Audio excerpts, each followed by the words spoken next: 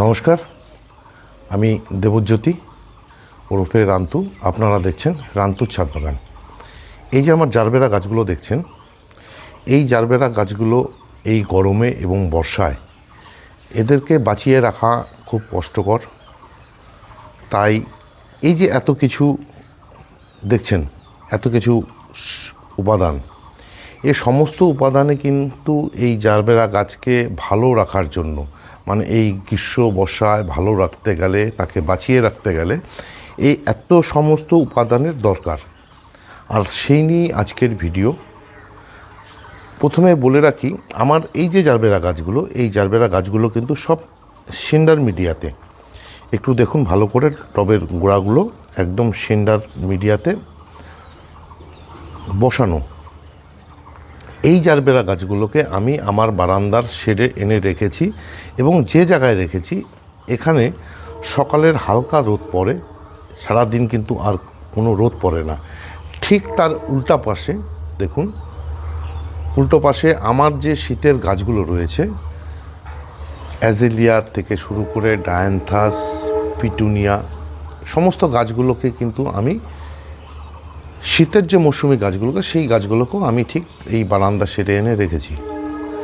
এবার আসছি আজকের যে মূল বিষয়, জারবেরা গাছকে নিয়ে।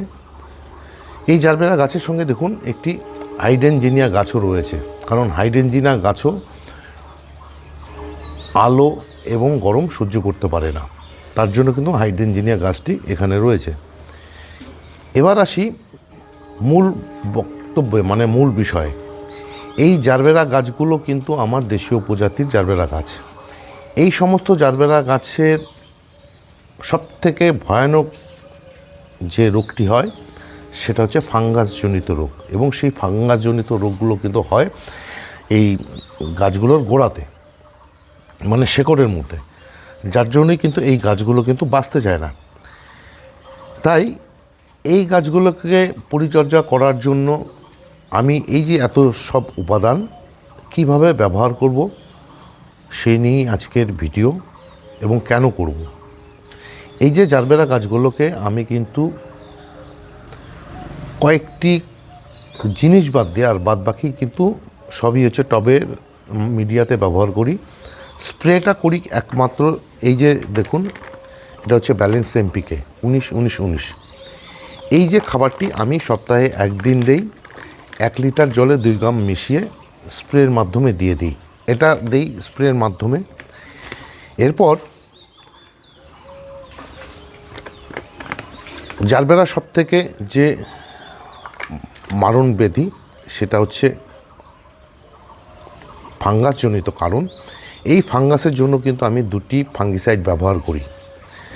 এই ফাঙ্গিসাইড 2টি যে ব্যবহার করি, তার মধ্যে একটি অবশ্যই ব্লাইটক্স কপারযুক্ত ফাঙ্গিসাইড, এবং আরেকটি ফাঙ্গিসাইড, এটা আপনারা যে কোনো ফাঙ্গিসাইড নিয়ে নিতে পারেন। আমি যেমন রেডোমিল গোল্ড ব্যবহার করি, আবার কোনো সময় স্যাপ ব্যবহার করি, ব্যাবিস্টেন ব্যবহার করি। কিন্তু মাসে একদিন, যেহেতু মাসে 2 দিন ফাঙ্গিসাইড দেই, তার জন্য কিন্তু আমি ব্লাইটক্সটাকে অবশ্যই দেই একদিন।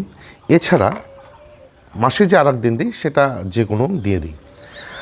আর স্প্রের মাধ্যমে কী দেই? স্প্রের মাধ্যমে দেই কীটনাশক। একটি হচ্ছে জৈব কীটনাশক 15 দিনে একবার, আর একটি হচ্ছে রাসায়নিক কীটনাশক ইমিডাক্লোপিড গ্রুপের কনফিডার। এই 2টো কীটনাশকই কিন্তু আমি ব্যবহার করি স্প্রের মাধ্যমে। আর একটা জিনিস স্প্রের মাধ্যমে ব্যবহার করি, সেটা হচ্ছে মাসে 2 দিন, মানে 15 দিনে একবার। সেটা হচ্ছে বায়োভিটা এক্স। এই বায়োভিটা এক্স হচ্ছে পিজিআর কাম মাইক্রোনিউট্রিয়েন্ট, তবে এখানে পিজিআরের ফর্ম বেশি থাকে, যার জন্য আমি এই যে বায়োভিটা এক্স মাসে 2 দিন ব্যবহার করি। এগুলো হচ্ছে সমস্ত স্প্রের মাধ্যমে যেটা জারবেরা গাছে ব্যবহার করি, সে সমস্ত জিনিস। এছাড়া যেহেতু জারবেরা গাছের মিডিয়াতে সমস্যা, মানে এর শিকড়েই সমস্যা, তার জন্য আমি এই যে জারবেরা গাছে মাসে 1 দিন করে হাইড্রোজেন পার অক্সাইড 1 লিটার জলে 10 ml মিশিয়ে এই গাছের গোড়াগুলোতে কিন্তু দিয়ে দিই, সেটা মাসে 1 দিন। এছাড়া মাসে আর কি করি, এই যে দেখুন জিয়ার দানা, সে যে কোম্পানি, যে কোনো কোম্পানিরই হতে পারে, আমি কি করি ঠিক এইভাবে 1 চিমটি তুলে নিয়ে প্রতিটি গাছের গোড়াতে মাসে একবার করে দিয়ে দিই। দেখুন এতে কটি উঠেছে, এই 7-8টি। এটা দিই মাসে একবার। আর কি করি, এই যে হিউমিক অ্যাসিড হচ্ছে একটা খনিজ পদার্থ, যা হচ্ছে গাছের শিকড়কে ভালো করে এবং গাছকে যে সমস্ত আমরা খাবার দিয়ে থাকি সে সমস্ত খাবার গাছ সহজে গ্রহণ করতে পারে, তার জন্য হচ্ছে হিউমিক অ্যাসিড। ঠিক এই হিউমিক অ্যাসিড আমি কি করি, 1 লিটার জলে 1 গ্রাম মিশিয়ে এই গাছের গোড়াগুলোতে দিয়ে দিই, সেটাও মাসে 1 দিন। তাহলে মাসে 1 দিন দেই, আমি 1 দিন করে দেই হিউমিক অ্যাসিড, জিয়ার দানা, হাইড্রোজেন পারঅক্সাইড। এছাড়া আরও 3খানা জিনিস রয়েছে, তার মধ্যে এই যে দেখুন,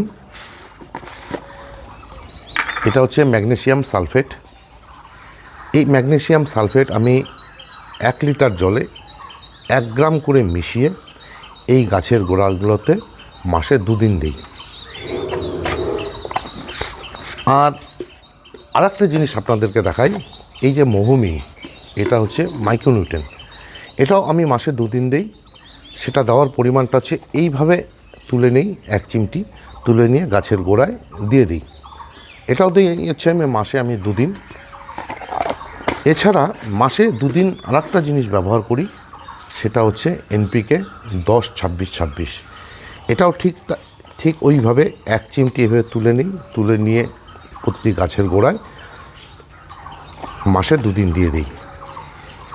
ঠিক এই যে এতগুলো উপাদান দেখলেন, এই সমস্ত উপাদান আমি এই জারবেরা গাছগুলোকে একদম এই গ্রীষ্ম বর্ষায় ভালো রাখার জন্য কিন্তু আমি এই জিনিসগুলি ব্যবহার করি এবং ব্যবহার করেই কিন্তু আমি আমার গাছগুলোকে টিকিয়ে রাখতে পারি।